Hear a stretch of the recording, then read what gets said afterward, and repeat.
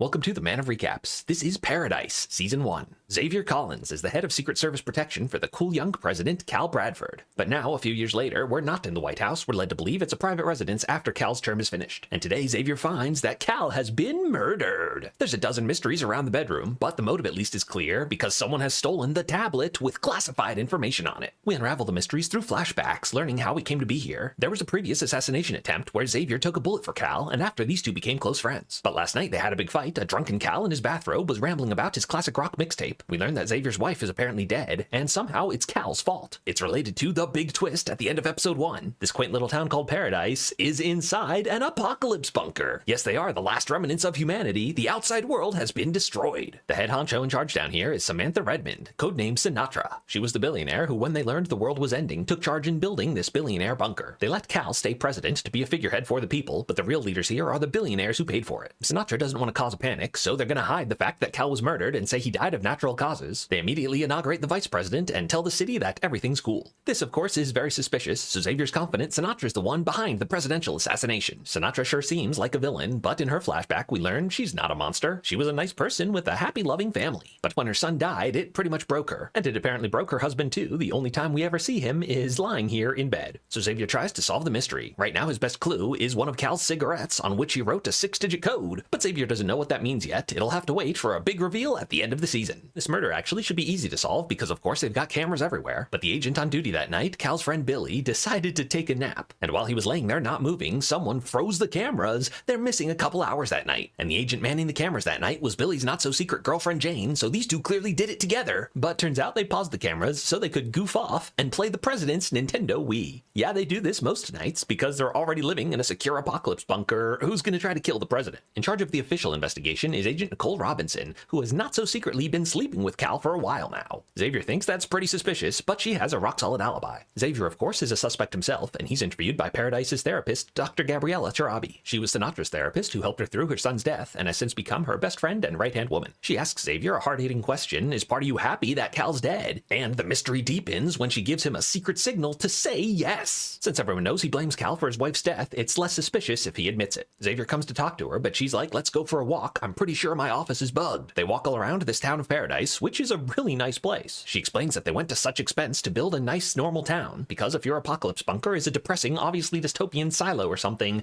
people tend to go crazy. So these two have kind of a nice date as they eat vegan cheese fries. And these two get it on with the steamy scene in the shower. But this was also a cover with the water running to talk about Cal's murder. Turns out Cal had come to her and said, hey, if I'm murdered, tell Xavier the killer was his best friend, the Wii player, Agent Billy Pace. But Xavier can't believe that. Billy's his best friend down here, and he's a great guy who's Uncle Billy to his kids. And Billy's life is great right now. He's fallen in love with his girlfriend Jane, and they have a great day at the carnival together. So that night, Xavier confronts him, hey man, did you kill the president? And Billy's like, no, absolutely not. But now that you mention it, I do have a dark secret. I'll tell you in the morning. Yeah, Billy was not Secret Service before the bunker. We get his tragic backstory of how he had a rough life and became a mercenary, a cold-blooded killer. He was brought into the bunker to be Sinatra's secret weapon in case she needed anyone killed. A few years back, they sent an expedition to the surface to see if anyone survived up there, but the whole team died, confirming the world is totally uninhabitable. But turns out the world is actually somewhat survivable, and Sinatra sent Billy to kill them all to cover it up. That's some serious villain stuff, but Sinatra busts out her catchphrase, I'm not a monster. The world is somewhat habitable, but it is an apocalyptic wasteland. The team disobeyed her orders and was going to make contact with survivors and lead them back to the bunker, but they don't have enough resources to bring in more people, and if word got out there's a secret bunker down here, then it would be overrun and their paradise would be destroyed. Billy's like, yeah, maybe, but people deserve to know the truth, and I'm gonna expose you. Sinatra's like, you realize now I'm gonna have you killed, but Billy's not scared. He's like, if you're coming after me, you better send the biggest guy you got. So Billy goes home to his girlfriend Jane, but oh, what's this? He's poisoned. Yes, turns out the biggest guy Sinatra's got is actually a little girl. Yeah, Jane is a cold-blooded killer and apparently completely crazy. She makes Billy's death look like a suicide, but Xavier doesn't buy it. He knows Sinatra had him killed to cover up something, but he still doesn't know what the something is. Now it's time for Cal's flashback. His dad was an oil billionaire who never gave Cal any respect, but these days his dad has dementia and one day said something suspicious about that mission to the surface. So Cal takes out the classified tablet and finds he doesn't have access to that mission which is weird because he thought he was in charge. It's a slap in the face when his dad does have access, and Cal realizes he's been a puppet this whole time. So Cal learned all the secrets and threatened to expose Sinatra, and that's theoretically why she had him killed. So now Nicole is ready to help. She and Cal were truly in love, and now she wants to get revenge. They realize they don't need to know what Sinatra's covering up, as long as they can bluff and make her think they do. So Xavier gets his friend who works in the control tower to put a message in the sky: they're lying to you. Then Xavier gathers all his friends like, hey, Sinatra's hiding something, and though we don't know what it is, I'm 99% sure she's the one who killed the president. So they shoot some flares to fake an attack on the tower to make Sinatra and the billionaires go hide in their double secret bunker where our guys were waiting. So Xavier confronts Sinatra: you're under arrest for killing the president. But Sinatra's like, cards on the table, I was going to kill Cal, but I didn't. Someone else got there first. Turns out the DNA evidence from the killer is not a match for anyone in paradise. Sinatra comes clean. Yes, some people survived up there, including the big bombshell: your wife is alive. So it's time for the biggest flashback yet as we learn how the world ended. Xavier was briefed on the Apocalypse Bunker situation, but they didn't tell him any details. Xavier's wife was a big-time scientist who went on a work trip down to Atlanta. And just then is when it happens: a supervolcano under Antarctica that makes a tidal wave that destroys the world. Xavier's wife is still in Atlanta, and Cal promised that he would find a way to get her out. But in the end, his wife doesn't make it, and Xavier realizes Cal knew she wouldn't make it as soon as she left town. So these two have a huge fight about how he knew the world was ending years ago, but kept it a secret so he and the billionaires could go hide in Paradise Bunker. To Cal's credit, he now realizes he was wrong, and so instead of the planned broadcast telling everyone it's going to be fine, he gives them the truth: this is the end of the world.